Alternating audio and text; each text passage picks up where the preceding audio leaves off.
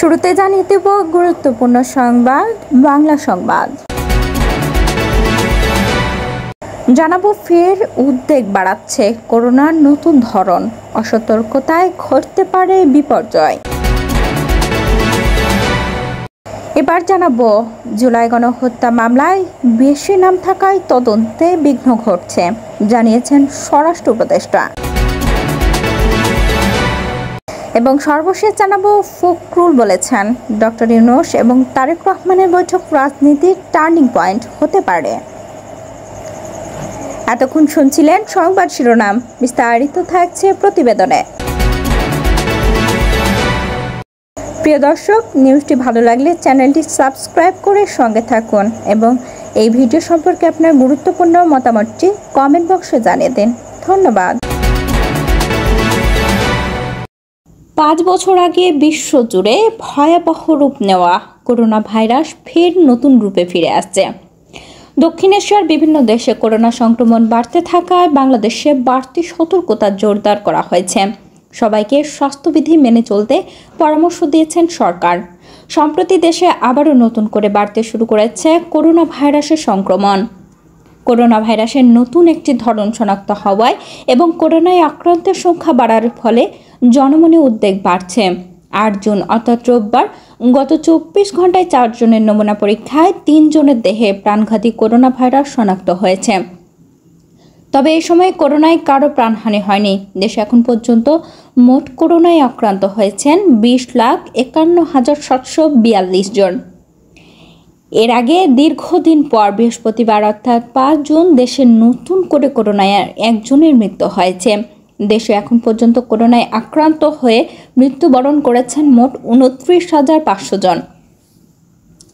8 June অর্থাৎ রোববার স্বাস্থ্য অধিদপ্তর থেকে পাঠানো করোনা বিষয়ক এক বিশেষ বার্তায় বলা হয়েছে, বিশ্বের বেশ কিছু দেশে কোভিড-19 নতুন ভ্যারিয়েন্ট JN1 এর সংক্রমণ বৃদ্ধি পেয়েছে।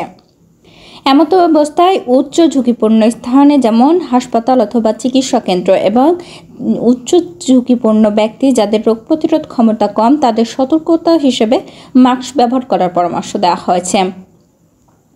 উচ্চ ঝুঁকিপূর্ণ ব্যক্তিদের 4র্থ ডোজ ভ্যাকসিন নেওয়ার পরামর্শ দেওয়া হলো। সার্জারি অথবা অন্য কোনো রোগের চিকিৎসার ক্ষেত্রে কেবলমাত্র কোভিড-19 লক্ষণ বা উপসর্গ থাকলে কোভিড-19 পরীক্ষা করার পরামর্শ দেওয়া হলো।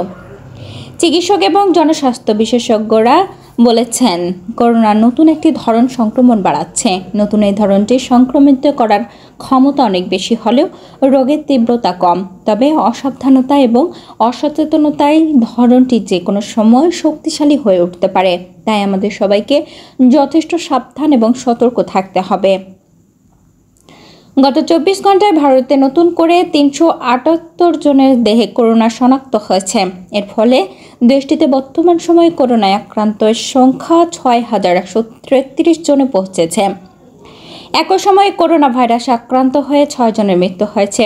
প্রতিবেশী দেশ ভারতের বিভিন্ন অঞ্চলে আবারও নতুন করে করোনা ভাইরাসের সংক্রমণ দেখা দেওয়ায় বাংলাদেশ সরকার সব স্থল, নৌ এবং আন্তর্জাতিক বিমানবন্দরে কড়া স্ক্রিনিং সহ স্বাস্থ্য সুরক্ষা ব্যবস্থা নিয়েছেন। করোনা পরিস্থিতি বিষয়ে হেলথ অ্যান্ড হোপ স্পেশালাইজড হাসপাতালের পরিচালক ও জনস্বাস্থ্য বিশেষজ্ঞ ডক্টর লেলিন চৌধুরী বাংলা নিউজকে বলেন, করোনা বা কোভিড-19 আবারও বাড়তে শুরু করেছে।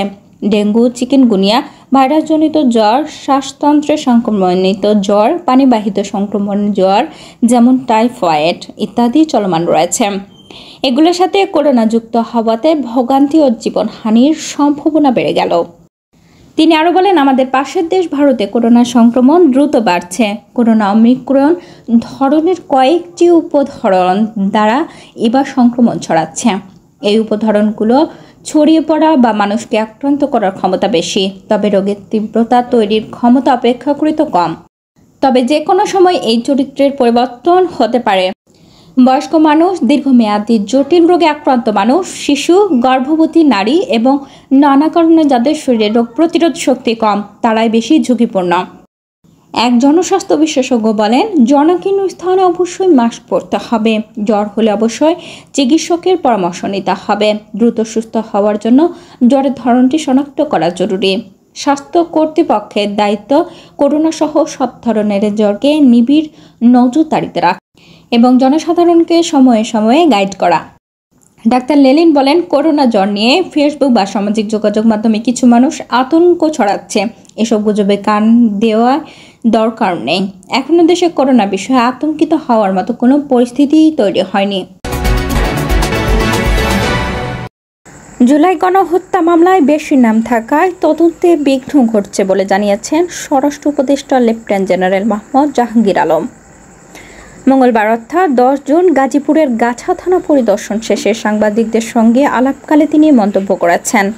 তিনি বলেন, সাবেক রাষ্ট্রপতি আব্দুল হামিদের দেশ ত্যাগের কারণে যেসব পুলিশ কর্মকর্তা বরখাস্ত হয়েছিলেন তদন্ত করে পুনরায় তাদের বিষয়ে বিবেচনা করা হবে। অনলাইনে মামলা পদ্ধতি এরই মধ্যে চালু করা হয়েছে মামলা বাণিজ্য ঠেকাতে।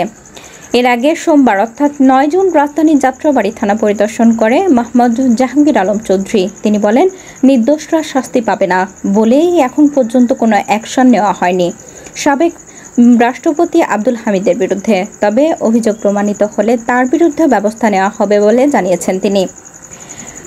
জাহাঙ্গীর আলম বলেন, সাবেক রাষ্ট্রপতির বিদেশ যাওয়াকে কেন্দ্র করে ওই সময় কিশোরগঞ্জের এসপি ও তদন্ত কর্মকর্তার বিরুদ্ধে যে ব্যবস্থা নেওয়া হয়েছিল সেগুলোরও তদন্ত চলছে। প্রসঙ্গত, গত 8 জুন দিবাগত রাত 1:30টার দিকে থাই এয়ারওয়েজের একটি ফ্লাইটে থাইল্যান্ডে চিকিৎসা শেষে সাবেক রাষ্ট্রপতি আব্দুল হামিদ দেশে ফিরেছেন। গত 8 মে দিবাগত রাত 3টার দিকে থাই এয়ারওয়েজের একটি ফ্লাইটে অর্থাৎ TG-340 ব্যাংককের উদ্দেশ্যে ঢাকা ছাড়েন তিনি। তার বিদেশ যাওয়ার বিষয়টি জানাজানি হলে দেশের রাজনৈতিক অঙ্গনে একের পর এক ঘটনা ঘটে। আন্দোলনের মুখে 10 মে আন্তর্জাতিক অপরাধ ট্রাইব্যুনালে আওয়ামী লীগ ও তার নেতাদের বিচার কার্য সম্পন্ন না হওয়া পর্যন্ত দলটির যাবতীয় কার্যক্রম নিষিদ্ধ করেন অন্তর্বর্তী সরকার। গত বছরের 5 আগস্ট ছাত্র জনতার তীব্র আন্দোলনের মুখে শেখ হাসিনা ও তার দল আওয়ামী লীগের পতন হলে দেশটির অনেক নেতাকর্মী দেশ ছাড়লেও দেশে অবস্থান করেছিলেন আব্দুল হামিদ। দীর্ঘ 9 মাস পর চিকিৎসার জন্য ব্যাংককের উদ্দেশ্যে দেশ ছাড়েন তিনি। বিএনপি নেতা ফখরুল ইসলাম বলেছেন, আগামী 13 জুন লন্ডন সময় 9টা থেকে 11টা পর্যন্ত বৈঠক অনুষ্ঠিত হবে প্রধান উপদেষ্টা ডক্টর মাহমুদ ইউনূসের সাথে। আমরা প্রত্যাশা করছি এই সাক্ষাৎ দেশের সংকটগুলো কাটিয়ে উঠতে পজিটিভ ভূমিকা রাখতে পারে। একই সঙ্গে আমি ব্যক্তিগতভাবে মনে করি রাজনৈতিক যে অবস্থা তাতে এটি একটি বড় ইভেন্ট। এই বৈঠকে টার্নিং পয়েন্ট হতে পারে। মঙ্গলবার অর্থাৎ 10 জুন রাজধানীর গুলশানে বিএনপি চেয়ারপারসনের রাজনৈতিক কার্যালয়ে সাংবাদিকদের সঙ্গে আলাপকালে মির্জা ফখরুল ইসলাম এসব কথা বলেছেন। তিনি আরও বলেন, গতকাল আমাদের স্থায়ী কমিটির বৈঠকে দলের ভারপ্রাপ্ত চেয়ারম্যান তারেক রহমান অসুস্থ থাকার পরেও অনলাইনে যুক্ত ছিলেন। সেখানে তিনি জানান, বৈঠকের জন্য ওনাকে অর্থাৎ ডক্টর ইউনূসকে ফরমালি দাওয়াত করা হয়েছে। প্রধান উপদেষ্টা ও তারেক রহমানের বৈঠক জাতীয় আন্তর্জাতিকভাবে অনেক গুরুত্বপূর্ণ বলে মনে করেছেন ফখরুল ইসলাম।